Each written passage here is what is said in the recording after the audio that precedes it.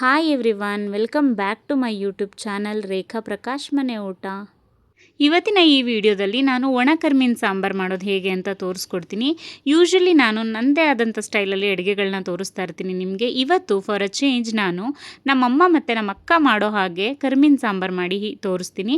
ಪಕ್ಕಾ ನಾಟಿ ಸ್ಟೈಲಲ್ಲಿ ಮಾಡ್ತಾರೆ, ತುಂಬ ಟೇಸ್ಟಿಯಾಗಿರುತ್ತೆ ಅವರಿಬ್ಬರು ಮಾಡೋದು. ಹೇಗೆ ಮಾಡೋದು ಅಂತ ನೋಡ್ತಾ ಹೋಗೋಣ. ಮೊದಲಿಗೆ ಒಣ ಕರ್ಮೀನು ಮತ್ತು ಒಣ ಅವರೆಕಾಳನ್ನ ಡ್ರೈ ರೋಸ್ಟ್ ಮಾಡ್ಕೋಬೇಕಾಗತ್ತೆ, ಹುರ್ಕೊಬೇಕಾಗತ್ತೆ. ನಾನು ತೋರಿಸ್ಕೊಡ್ತಿರೋವಂಥ ಈ ಕರ್ಮೀನ್ ಸಾಂಬಾರಲ್ಲಿ ಏನಪ್ಪ ಸ್ಪೆಷಾಲಿಟಿ ಅಂತ ಅಂದರೆ, ಒಣ ಅವರೆಕಾಳು ಮತ್ತು ಆಲೂಗೆಡ್ಡೆ ಬದನೆಕಾಯಿ ಹಾಕಿ ಪಕ್ಕಾ ನಾಟಿ ಸ್ಟೈಲಲ್ಲಿ ತೋರಿಸ್ತಾ ಇದ್ದೀನಿ.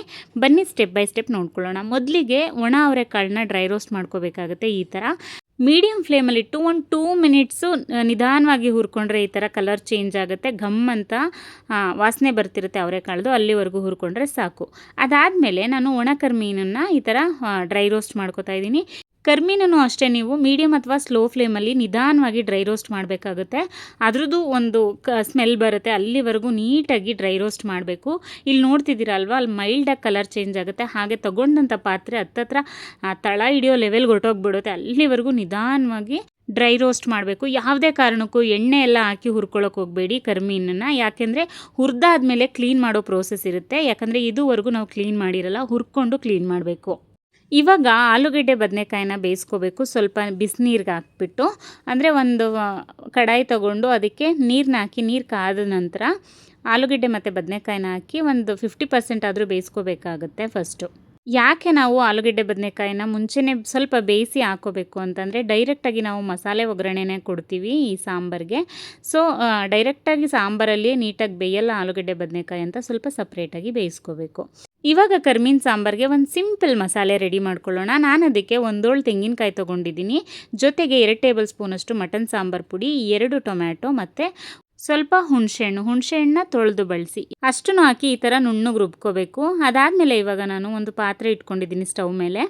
ಅದಕ್ಕೆ ಸ್ವಲ್ಪ ಎಣ್ಣೆನ ಹಾಕ್ಕೊಂಡು ಎಣ್ಣೆ ಬಿಸಿ ಆಗಕ್ಕೆ ಬಿಡಬೇಕು. ಎಣ್ಣೆ ಬಿಸಿ ಆದ ನಂತರ ಒಂದು ಈರುಳ್ಳಿನ ಈ ಥರ ಕಟ್ ಮಾಡಿಕೊಂಡು ಒಗ್ಗರಣೆ ಮಾಡ್ಕೋಬೇಕಾಗತ್ತೆ. ಗೋಲ್ಡನ್ ಬ್ರೌನ್ ಆಗೋವರೆಗೂ ಕಂಪ್ಲೀಟಾಗಿ ಹುರ್ಕೊಳ್ಳಿ ಈರುಳ್ಳಿನ ಎಣ್ಣೆ ಜೊತೆ. ಇವಾಗ ಇದಕ್ಕೆ ರುಬ್ಬಿರುವಂಥ ಮಸಾಲೆ ಹಾಕ್ಕೋಬೇಕಾಗತ್ತೆ. ನಾನು ಆಲ್ರೆಡಿ ಹೇಳಿದೆ ಅಲ್ವಾ, ಮಸಾಲೆನೇ ಡೈರೆಕ್ಟಾಗಿ ಒಗ್ಗರಣೆ ಮಾಡ್ತೀವಿ, ಅದಕ್ಕೆ ಆಲೂಗೆಡ್ಡೆ ಬದನೆಕಾಯಿನ ಸಪ್ರೇಟಾಗಿ ಬೇಯಿಸ್ಕೋಬೇಕು ಅಂತ. ಇದೇ ಪ್ರೋಸೆಸ್ ಮಾಡೋದ್ರಿಂದ ಆ ಥರ ಸಪ್ರೇಟಾಗಿ ಬೇಯಿಸ್ಕೋಬೇಕಾಗತ್ತೆ.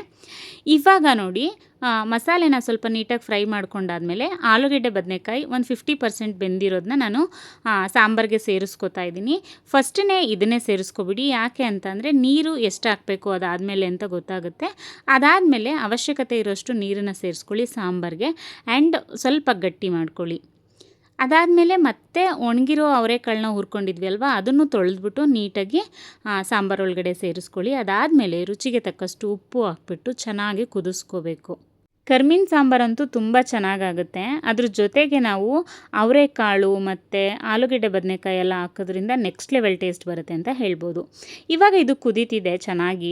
ಅಷ್ಟರಲ್ಲಿ ನಾವು ಡ್ರೈ ಫಿಶ್ ಏನು ತೊಗೊಂಡಿದ್ವಲ್ಲ ಅದನ್ನು ಕ್ಲೀನ್ ಮಾಡ್ಕೊಳ್ಳೋಣ. ನಾನಿಲ್ಲಿ ತೋರಿಸ್ತಿರೋ ಹಾಗೆ ಹುರಿದಾದ್ಮೇಲೆ ನೀಟಾಗಿ ನೋಡಿಕೊಂಡು ಅದ್ರ ತಲೆನ ಸ್ವಲ್ಪ ಬಳಸಬಾರ್ದು, ಕಟ್ ಮಾಡಿ ಬಿಸಾಕ್ಬಿಡಿ. ಆಮೇಲೆ ನೀಟಾಗಿ ವಾಶ್ ಮಾಡ್ಕೋಬೇಕು. ಮಿನಿಮಮ್ 8 to 10 ಟೈಮ್ಸ್ ಆದರೂ ನೀಟಾಗಿ ವಾಶ್ ಮಾಡ್ಕೊಳ್ಳಿ. ಇಲ್ಲ ಅಂದರೆ ಸಾಂಬಾರಲ್ಲಿ ಸ್ವಲ್ಪ ಚೆನ್ನಾಗಿ ಅನಿಸಲ್ಲ. ಅದು ಚೆನ್ನಾಗಿ ಗಮ್ ಅನ್ನಬೇಕು ಅಂತಂದರೆ ನೀವು ನೀಟಾಗಿ ಕ್ಲೀನ್ ಮಾಡ್ಕೋಬೇಕು ಡ್ರೈ ಫಿಶ್ನ. ಇವಾಗ ಸಾಂಬಾರೆಲ್ಲ ಆಲ್ಮೋಸ್ಟ್ ಬೆಂದಿದೆ ಅನ್ನುವಾಗ ನಾವು ಡ್ರೈ ಫಿಶ್ನ ಸಾಂಬಾರು ಒಳಗಡೆ ಹಾಕ್ಕೊಂಡು ಮತ್ತೆ ನೀಟಾಗಿ ಕುದಿಸ್ಕೋತಾ ಇದ್ದೀನಿ. ಇಲ್ಲಿ ಒಣ ಕರ್ಮೀನ ಹಾಕಾದ್ಮೇಲೆ ಒಂದು 4-5 ಕುದಿ ಚೆನ್ನಾಗಿ ಕುದಿಬೇಕಾಗತ್ತೆ ಸಾಂಬಾರು. ನಿಜವಾಗ್ಲೂ ಇದು ಕುದಿವಾಗ್ಲೇ ನಿಮಗೆ ಕರ್ಮೀನ್ ಸಾಂಬಾರ್ದು ಒಂದು ಒಳ್ಳೆ ಸ್ಮೆಲ್ ಬರ್ತಾ ಇರುತ್ತೆ, ಸಕ್ಕತ್ತಾಗಿರುತ್ತೆ. ಇದಕ್ಕೆ ಬಿಸಿ ಬಿಸಿ ಮುದ್ದೆನೇ ಒಳ್ಳೆ ಕಾಂಬಿನೇಷನ್. ಅದಕ್ಕೆ ರೀಪ್ಲೇಸ್ಮೆಂಟ್ ಕಾಂಬಿನೇಷನ್ ಬೇರೆ ಯಾವುದೂ ಇಲ್ಲ ಅಂತಲೇ ಹೇಳ್ಬೋದು, ಅಷ್ಟು ಚೆನ್ನಾಗಿರುತ್ತೆ ಮುದ್ದೆ ಮತ್ತು ಕರ್ಮೀನ್ ಸಾಂಬಾರಿಗೆ. ಯೂಶ್ವಲಿ ನಮ್ಮ ಮನೇಲಿ ನಮ್ಮ ಅಮ್ಮನೇ ಕರ್ಮೀನ್ ಸಾಂಬಾರು ಮಾಡೋದು, ಅದು ಬಿಟ್ಟರೆ ನಮ್ಮ ಅಕ್ಕ. ನಾನಂತೂ ಆಲ್ಮೋಸ್ಟ್ ಮಾಡೋದೇ ಇಲ್ಲ, ಬಟ್ ನಾನು ಈ ಸಲ ಟ್ರೈ ಮಾಡಿದ್ದೆ, ಸಖತ್ತಾಗಿ ಬಂದಿತ್ತು. ಇನ್ಫ್ಯಾಕ್ಟ್ ಅವ್ರು ಹೇಳ್ಕೊಟ್ಟಿದ್ದ ಮೆಥಡಲ್ಲೇ ಮಾಡಿದ್ದೆ. ಲಾಸ್ಟಲ್ಲಿ ನೀಟಾಗಿ ಕುದಿಸ್ಕೊಂಡು ಸ್ಟವ್ ಆಫ್ ಮಾಡಿಕೊಂಡ್ರೆ ಮುಗೀತು, ಕರ್ಮೀನ್ ಸಾಂಬಾರು ರೆಡಿ ಆಗುತ್ತೆ. ಇದಂತೂ ತುಂಬ ಸಿಂಪಲ್ ಆಯಿತಾ ಮಾಡೋಕ್ಕೆ.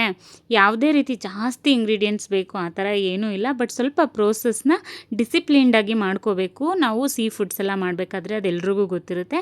ಸೊ ಹಾಗಾಗಿ ಕ್ಲೀನಿಂಗ್ ಎಲ್ಲ ನೀಟಾಗಿ ಮಾಡಿಕೊಂಡು ಸಾಂಬಾರು ಮಾಡಿದ್ರೆ ಫಸ್ಟ್ ಕ್ಲಾಸಾಗುತ್ತೆ ಅಂತ ಹೇಳ್ಬೋದು. ನೀವ್ಯಾರಾದರೂ ಇದೇ ಥರ ಕರ್ಮೀನು ಸಾಂಬಾರು ಮಾಡ್ತೀರಾ ಅಂದರೆ ನನಗೆ ಕಾಮೆಂಟ್ ಮಾಡಿ. ಹಾಗೆ ಯಾರಿಗೆಲ್ಲ ಇಷ್ಟ ಆಗುತ್ತೆ ಅಂತ ನನಗೆ ಕಾಮೆಂಟ್ ಬಾಕ್ಸಲ್ಲಿ ತಿಳಿಸಿ. ಇದಾಗಿತ್ತು ಇವತ್ತಿನ ಸ್ಪೆಷಲ್ ರೆಸಿಪಿ. ಯಾರೆಲ್ಲ ನನ್ನ ಚಾನಲ್ನ ಇನ್ನೂ ಸಬ್ಸ್ಕ್ರೈಬ್ ಮಾಡ್ಕೊಳ್ಳೋದಲ್ಲೇ ನೋಡ್ತಾ ಇದ್ದೀರಾ, ಪ್ಲೀಸ್ ಒಂದು ಸಬ್ಸ್ಕ್ರೈಬ್ ಮಾಡ್ಕೊಂಡು ನೋಡಿ. ಹಾಗೆ ಈ ವಿಡಿಯೋ ನಿಮ್ಗೆ ಇಷ್ಟ ಆಗಿದ್ರೆ ದಯವಿಟ್ಟು ಲೈಕ್ ಮಾಡಿ, ಶೇರ್ ಮಾಡಿ, ಹಾಗೆ ಕಾಮೆಂಟ್ ಮಾಡಿ. ರೆಸಿಪಿನ ನೀವು ಒಂದ್ಸಲ ಟ್ರೈ ಮಾಡಿ, ಖಂಡಿತ ನಿಮಗೂ ಇಷ್ಟ ಆಗುತ್ತೆ. Thank you so much. ನನ್ನ ಹಸ್ಬೆಂಡ್ಗಂತೂ ತುಂಬ ಇಷ್ಟ ಆಯಿತು ಈ ಸಾಂಬಾರು.